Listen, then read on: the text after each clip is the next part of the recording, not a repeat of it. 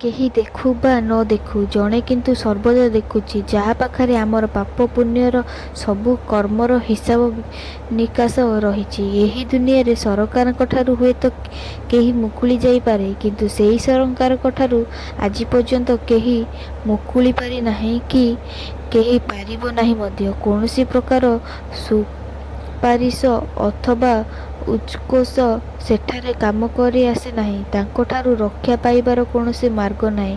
କର୍ମ କରିବାରେ ମନୁଷ୍ୟ ସ୍ୱତନ୍ତ୍ର, କିନ୍ତୁ ଫଳ ଭୋଗ କରିବାରେ କଦାପି ନୁହେଁ।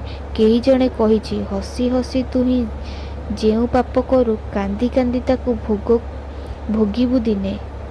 କଷ୍ଟ ସହି ଯଦି ତପ କରିଥିବୁ, ସୁଖ ଶାନ୍ତି ତହୁଁ ମିଳିବ ମନେ।